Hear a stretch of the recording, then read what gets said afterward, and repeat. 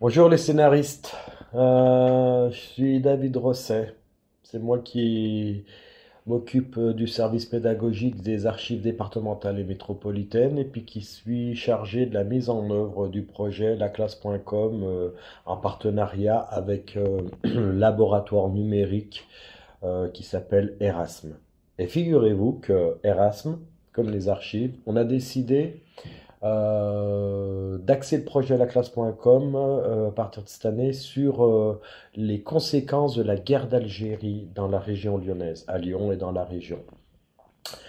C'est une période qui est vraiment très complexe durant laquelle il s'est passé énormément de choses, avec 8 années très compliquées, 8 années très agitées et qui ont vu au final l'Algérie accéder à son indépendance. Bon, pour être tout à fait franc, ça fait longtemps qu'on sait des choses hein, sur cette période-là. On va pas découvrir le fil à couper le beurre. Hein. Il y a longtemps qu'il y a des documentaires, des livres, des témoignages que des historiens de premier plan ont pu consulter des archives et puis raconter en partie ce qui s'est passé. Mais très récemment, il y a eu quelque chose qui est plus que notable. Entre 2020 et 2022, le président de la République a décidé de déclassifier toutes les archives en lien avec la guerre d'Algérie. Ça veut dire que maintenant, tout le monde, absolument tout le monde, peut librement et gratuitement consulter toutes les archives qui traitent de la guerre d'Algérie. Ça veut dire qu'on a accès à des sources maintenant très facilement et des sources de premier ordre, hein. Des sources qui viennent des associations, des syndicats, des partis politiques, de la préfecture, de la police, de la justice. Tout ça est fondamentalement important. Ça peut-être un petit peu exagéré, fondamentalement important. Tout ça est vraiment important parce que, vous savez, pour moi, ce qui est important, c'est qu'on y ait tous accès parce que si je devais résumer l'archive en un mot, en un synonyme, même si ça c'est caricatural, je dirais que l'archive c'est avant toute chose une preuve. Une preuve qu'à un moment donné, à un endroit donné, à une personne donnée, telle ou telle chose est arrivée. Sans preuve, on sait rien. Rien. Sans preuve, on est manipulable. Sans preuve, on est esclave du buzz, esclave des fake news. Sans preuve, on peut se laisser avoir par n'importe quel discours propagandiste, d'où qu'il vienne. Alors maintenant, eh ben, on a accès à toutes ces preuves qui nous permettent de mieux comprendre, de mieux savoir ce qui s'est passé pendant cette guerre. C'est important parce que comme ça, on va pouvoir s'emparer de cette mémoire et puis la traiter un petit peu différemment. Cette mémoire, elle est, même encore maintenant, hein, elle est assez antagoniste. Pendant très longtemps, cette mémoire, elle est restée figée des deux côtés de la Méditerranée. Les souffrances des uns ont occulté celles des autres. Et vous voyez maintenant, grâce à toutes ces archives, on va pouvoir parler librement, calmement de tout ce qui a pu se passer, sans chercher des coupables, sans chercher des victimes, sans vouloir absolument savoir qui a tort, qui a raison. Voilà, on ne peut pas avoir de certitude, mais les archives vont nous permettre d'approcher un peu, avec beaucoup d'humilité, la vérité. Et vous allez vite vous rendre compte que les présentations souvent binaires ou comment dire, très, voilà, qu'on peut nous faire sont souvent très caricaturales. La vérité, elle est jamais toute blanche ou toute noire. Ça se situe entre les deux. Vous voyez, quelque chose de très flou. Alors, on va pas parler de ce qui s'est passé dans les Aurès, à Alger ou à Constantine. On va parler de ce qui s'est passé à Lyon et dans la région. Mais soyez pas déçus, parce que vous verrez que vous allez être très surpris et que vous allez voir que les impacts du conflit algérien dans notre région sont assez nombreux. Ça va nous permettre d'aborder plein de sujets comme les immigrés qui sont venus d'Algérie, ceux qu'on appelait les Français musulmans, des sacrifices que ces personnes ont dû consentir pour offrir à leurs enfants, petits-enfants et plus encore une vie meilleure. On va parler de cette guerre entre les frères ennemis du FLN et du MNA. Oui, des Algériens qui se sont fait la guerre entre eux. Et cette guerre, elle a duré d'ailleurs dans la région de Lyon plus longtemps qu'ailleurs en métropole ou en Algérie. On va parler de la terreur exercée par les indépendantistes dans les endroits où habitaient les immigrés algériens, que ce soit les centres d'hébergement, les garnis, les bidonvilles.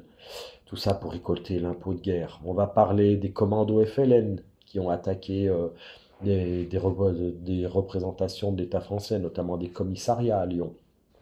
On va parler de la répression policière, les rafles, les fouilles, les perquisitions du commissariat de la rue Vauban. On va parler de la justice d'exception dont ont été victimes les Algériens avec le rôle central de la prison Montluc et puis du tribunal militaire des forces armées. On va parler aussi du collectif d'avocats lyonnais. On va parler du Cantol. Vous verrez, le Cantol, c'est pas rien. On va parler de ces Français qui ont soutenu les indépendantistes algériens avec des manifestations, mais mieux encore, des fois avec des réseaux, avec des actions. On va parler de la chute de la 4ème République, c'est pas rien, avec l'arrivée de Gaulle au pouvoir et l'avènement de la 5ème République, une république sous laquelle on est encore. On va parler des putschs des généraux, celui de 58 et celui de 61. C'est pas rien. Tout à l'heure, je vous ai dit que des Algériens faisaient la guerre à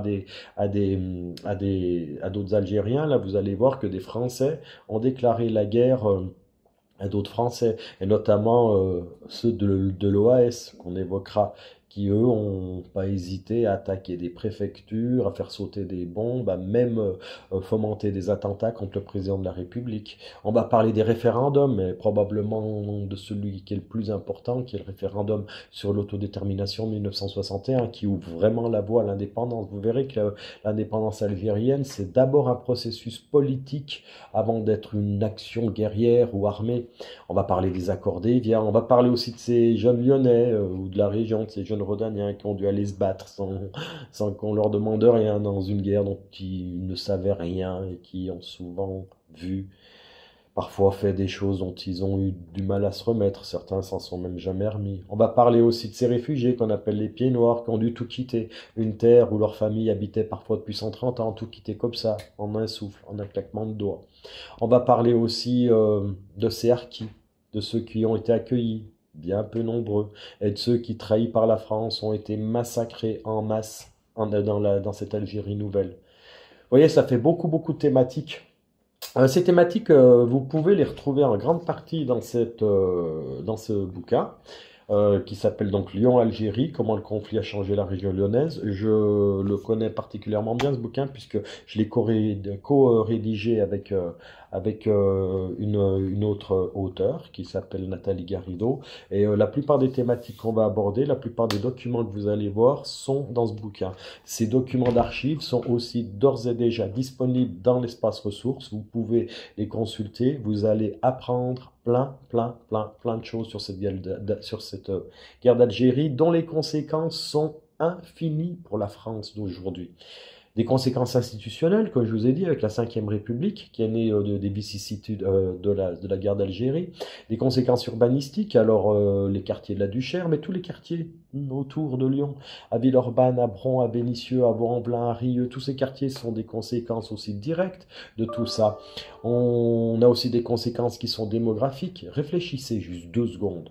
Combien de Français aujourd'hui ont des origines algériennes, qu'elles soient pieds noirs ou que ce soit des immigrés algériens? Beaucoup, beaucoup, beaucoup.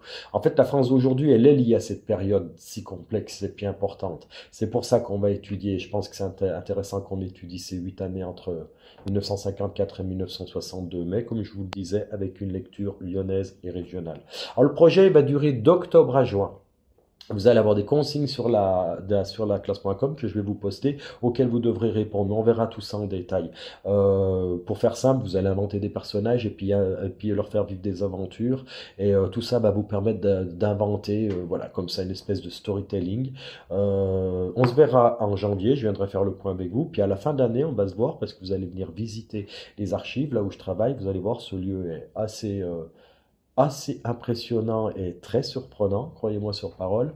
Et durant cette visite, vous allez donc découvrir les archives, mais vous allez aussi nous faire découvrir votre travail. Alors le travail que vous allez réaliser à la fin du projet, vous pourrez nous le présenter sous la forme que vous voulez. Une pièce de théâtre, un slam, un roman photo, un roman graphique, un roman écrit, des vidéos, ce que vous voulez. Depuis le temps qu'on fait la classe.com, je vous fais confiance totale. Je sais que les jeunes de votre âge, vous avez souvent énormément de créativité en vous. Donc je vous demande de faire appel à cette créativité. Le côté historique, moi je suis là pour le traiter avec vous. Si vous racontez un peu trop n'importe quoi, je vous recadrerai en disant non, ça c'est pas possible, etc. Mais le côté créatif, allez-y. De toute façon, il y a deux options. Soit vous prenez le projet à cœur et vous allez voir que vous allez en sortir avec énormément de plaisir et c'est important le plaisir, c'est fondamental le plaisir, c'est quand on a du plaisir qu'on travaille le mieux, qu'on travaille le plus, ou soit vous rentrez pas dedans, puisque vous rentrez pas dedans, bah ça arrive. Mais si vous rentrez dedans, vous allez apprendre beaucoup et vous pourrez créer ce que vous voulez, j'insiste là-dessus.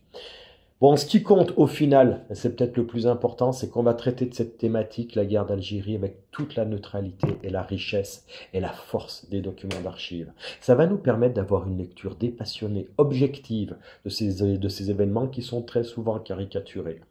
Ensemble, on va ainsi mieux comprendre d'où on vient, qui nous sommes, ce qui fait nos différences, mais aussi nos points communs, ce qui fait de nous un peuple si particulier et si riche, un peuple dont la guerre d'Algérie a en partie façonné le destin. Et vous verrez, en apprenant, on va mieux comprendre les chemins des uns et des autres. Ensemble, j'espère, c'est vraiment mon intention première, qu'on va participer à un apaisement autour de cette mémoire qui est encore trop souvent conflictuelle. C'est important, il le faut, hein, parce que quoi qu'on en pense, quoi qu'on en dise, le destin des Français et des Algériens, il est intimement lié. Alors à bientôt les scénaristes, au plaisir de vous rencontrer, de vous découvrir et de travailler ensemble.